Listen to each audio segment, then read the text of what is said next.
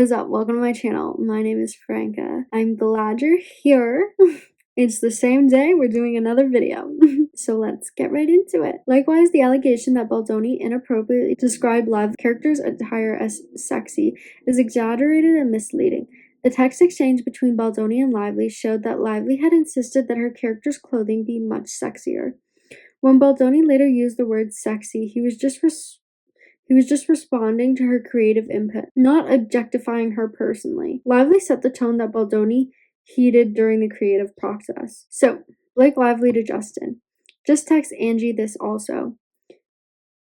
We'll show you both ways, but Beanie is much sexier. It's the look. Fills TV without. Especially with a crop top in the snow, it justifies the rest of the skin. And also as a girl, I would check out walking down the street because it washes the effort off the rest of the look. I mean, against her outfits were trash the entire movie. And I think it's even funnier that, it has come out that Blake was the one who dressed herself. But Justin says, good morning. If you don't have time to listen with morning craziness, here is a text. Just want to make sure you're okay with throwing the jacket on from yesterday morning or putting it on your... I want to line up the shot and see if I can just use a piece of the shoulder for the establishing shot, the old cafe we didn't get yesterday. I might not need it, but I just want to cover. See you soon. Blake says, if it's just her shoulder, no problem. If it's her body or head, etc., then it should be me. I was wondering about not having that shot, but kept to myself. Why does it sound like she's like, see, I knew we needed that shot, but you didn't say anything, so I just kept it to myself? And Justin said, yeah, we ran out of time. I want to line it up with the shoulder, and if it doesn't work, then when you're dressed, we'll figure it out. By the way, if you're ever wondering if we have a shot or need one, I don't ever feel it's overstepping if you bring it up to me. See, but then I feel like against Justin, that makes it seem like, hey, I want your input. If you think we missed a shot, let us know. You're not overstepping at all. I feel like that doesn't really help him. Also misleading, the article draws on Lively's assertion that Baldoni improvised unwanted kissing and discussed his sex life. However, both the Times and Lively intentionally excluded that Lively refused to meet with the intimacy coordinator to plan out the film's sex scenes. Baldoni, in turn, was forced to meet with the intimacy coordinator alone and relay any suggestions to Lively separately. Notwithstanding Baldoni's reluctance, he and Lively would later sketch out the scenes together, absent the intimacy coordinator. As part of those creative discussions, Baldoni and Lively sought to personalize and develop their characters, and in doing so, engage in conversations about their individual experiences. The Times, taking Lively's CRD complaint as true, characterized this discussion as an inappropriate attempt by Baldoni to talk about his sex life. It was not. More still, Baldoni consistently acted as direction of the intimacy coordinator. These baseless accusations do not constitute sex harassment. So we have Justin and Blake texting. Justin says, just hired intimacy coordinator who I love. Will set you up to meet with her. Meet with her next week for intro. And Blake Lively says, I feel good. I can meet her when we start. Thank you though. Then Justin texts that to a female producer and says, just FYI, just wanted to tell you about this. Seems she doesn't want to meet intimacy coordinator until we start, which may mess up the workflow, but I can still meet with her, of course. Female producer says, that's fine. If she doesn't want to meet her now, you'll just have to walk her through what you and Blank are thinking. What I was gonna say is, I wonder if this text of Blake saying, I don't want to meet the intimacy coordinator was at the beginning of the film or after she made that 17-point complaint. Because it's very different if at the start of the film when they're first starting, she's like, I'll meet them when I start. Because that's whatever. But if she's saying this after she made the 17-point document and was like, we need an intimacy coordinator there 24/7. And she's like, actually, I'll just meet her when we start. There's no need for me to meet her now and talk to her. And I feel like that's a little sketchy. But it doesn't tell us when this occurred. Despite its effort to craft a distorted narrative, the Times fails to address a glaring contradiction in Lively's CRD complaint. After the execution of the Protections for Return to Production agreement in November 2023, Lively herself acknowledges that the film was completely marketed and released safely and successfully. While Wayfarer, Baldoni, and Heath disagreed with Lively's rationale for requesting the document, many of its provisions were already standard practice. They chose to comply for the sake of the film to ensure Lively's comfort. Crucially, Lively concedes that neither Baldoni nor Heath engaged in any harassing behavior following the agreement in November 2023. Furthermore, she admits that her stated concerns were sufficiently addressed at the time. This admission directly undermines her allegations of retaliation and strips her claims of credibility. With the fabricated smear campaign narrative propping up her CRD complaint, Lively's retaliation claim collapses under its own contradictions, exposing it as yet another ploy to salvage her public image rather than pursuing any legitimate grievances. The fact is that Lively embarked on a hostile takeover of the production, strong-arming Sony into blessing her with the ultimate control. As they became increasingly frantic and unsettled by the Baldoni remained resolute that they continued to take the high road and be proud of the beautiful baby they had all made together. Notwithstanding, Lively waged war on Baldoni, weaponizing interactions from May and June 2023, long before there was any tension between them, to vilify and discredit him. At the time, Justin and Lively had a solid working relationship, and Lively expressed no unease around him. Only after the writer's strike had ended and filming was set to resume did Lively express any concerns about returning to set. In response, Wayfarer and Baldoni agreed to all of Lively's demands. So this is between Justin and his editor. Justin says, "Just curious if you guys have peeked at her cut and if anything has changed." Editor 2, "I've been told that we are not permitted to look." Justin says, "Haha, wow, when did that happen?" Editor 1 says, "As per Sony." Editor 2, "This evening through blank." Justin says, "Wow, okay then. The editors and director isn't allowed to look at an actress's cut. Got it. Here we go. We will keep taking the high road." Yeah, that's crazy. I mean, I don't really know how movie sets work or whatever, but I'm pretty sure the people who are supposed to edit the movie are the editors. So the fact that she didn't even let the editors who were brought on this film to edit the film aren't even allowed to do their job. I wonder if they had their pay cut or if they still got paid as an editor when they weren't allowed to edit anything. To suggest as the time does that plaintiffs engaged in dark arts? Are they talking about Illuminati, demon stuff? What do you mean dark arts? Or are they talking about black market kind of stuff? To destroy Lively's reputation is to ignore that Lively had a long-standing challenges and that plaintiffs' public relations efforts were rudimentary, above board, and entirely defensive.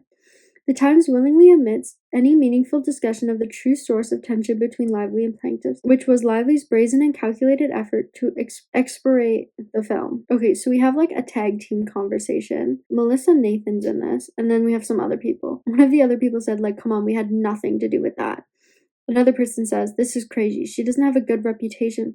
All of this is organic stuff from real people making TikToks, not bots." Someone else said, "Exactly. If it was just comments, I'd be like, oops, but it's not lol." Okay, then we have more text. Editor 1 to Justin, "Hey, just checking in. Hope you're hanging in there. We're going to get through this, damn it." Justin said, "Thanks for checking in. I've sat with it and I think the best path forward spiritually and what's best for the movie is that I suck it up and let her in. I sent a message requesting that it start on the 18th and that we would just let her in until she leaves and then her cuts and updates throughout the process. I'll let you guys know what she says. Thanks for being awesome, Dream Team." Editor 2, "We got you." Editor 1, "I think that sounds like a very good plan on all fronts." Justin says, "We made a beautiful baby together. The baby might not grow up exactly who we thought, but it's beautiful. That's what I'm holding on to. Very proud of us." Editor 1 said, "Wow, I can't say that I'm shocked because I was hoping that you were going to be able to not let this beat you down, and it sounds like you have achieved that. And yes, the movie we handed her was so good that even if it's been screwed with, the base work will still shine through. The last I heard was that she was putting back a fair amount of our version. Just not sure what that entailed or to what extent. I guess you'll find out today. Hang in there, and we'll all catch up when the wounds are not quite as fresh. Sending love to you both." The Times' assertion that plaintiffs orchestrated a campaign to tarnish Lively's reputation blatantly disregards her bizarre behavior at the time and misrepresents plaintiffs' actions, which were modest, transparent, and purely defensive. The article entirely sidesteps the real source of conflict between Lively and plaintiffs. Lively's calculated and audacious attempt to seize control of the film. There's a bunch of text. Some of them are too small for me to read. But Justin says to someone, "She kicked me out officially from the film now. She's finishing it all. I can't be involved. Music, sound, VFX, everything. I'll make it through somehow. Just need to feel it all." Notably absent for the Times narrative is Lively's insistence on obtaining editing privileges and demanding her own version of the film, a depart from industry standards. Even more egregiously, Lively leveraged her promotional commitments to pressure for the release of her cut. Evidence of Baldoni's efforts to accommodate Lively's demands, including a series of text exchanges with editors who were later replaced by Lively in favor of her husband's editor, underscores the extreme lengths Baldoni went to in order to preserve the film's integrity. The Times' willful omission of these critical details not only distorts the truth but also perpetuates a false narrative that conveniently absolves Lively of her own culpability in the unraveling of professional relationships and the upheaval surrounding the film. So now we have some more text between Justin and his editors. Justin says, "Blake wants to know when you could be there next week." Editor 2, "I can fly on Sunday or Monday, up to you guys." Justin said, "Would you prefer to be there or edit from home?" Editor 2 said, "I honestly don't have a preference." Editor 1 says, "And so it begins." And Justin said, "We could push for you to stay home, it's up to you." Editor 2, "Both have pros and cons. I want Blake to feel like she's getting what she wants so we can move on from this need of hers." And Justin says, "For the record, she's been getting what she wants this entire movie." Editor 2 says, "I understand." And Justin says, "And she's getting to edit, which is what she wants. Let's remember that law." Editor 2 says, "Yes, and yet." True. Justin says, "True." Editor 2 says, "I don't want to give her any opportunity to say, well, because blank was in LA, we could only work certain hours, so I need more time, and I didn't really get what I needed, or whatever it might be." Justin says, "Point is, if you feel it's best and you want to go there, no problem at all. And also, if you would like to stay home, that's something we can say. I just want you to do what's best for you." See, this makes Justin, these texts obviously make Justin seem like a nice guy, right? He's trying to, accommodate for his editors. He's like, whatever you want, I will back you. If she wanted to cut out scenes where she was visually uncomfortable and didn't like those scenes, she felt uncomfortable, she thought it was weird, there were scenes that she was not comfortable with coming out, I feel like that's completely fine. But if she just wanted to edit,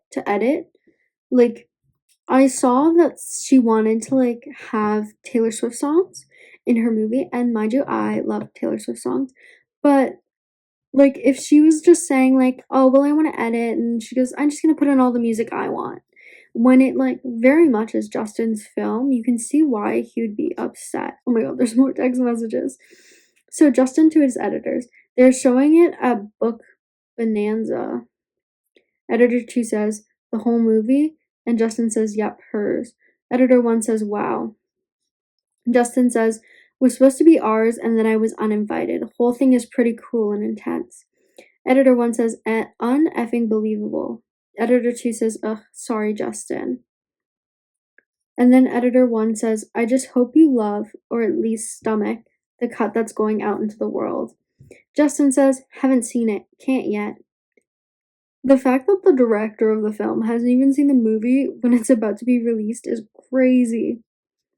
Also missing from the article is Lively's demand for an unearned producer credit and coveted PGA mark, a demand that Wayfair and Baldoni were forced to concede under her duress, as documented internally. Message from Jamie saying, "Hi everyone, I'm writing to you regarding a letter that I wrote on behalf of Justin and myself addressed to the Producers Guild. As you know, we received a request to write a recommendation on behalf of Blake for her to receive a PGA mark."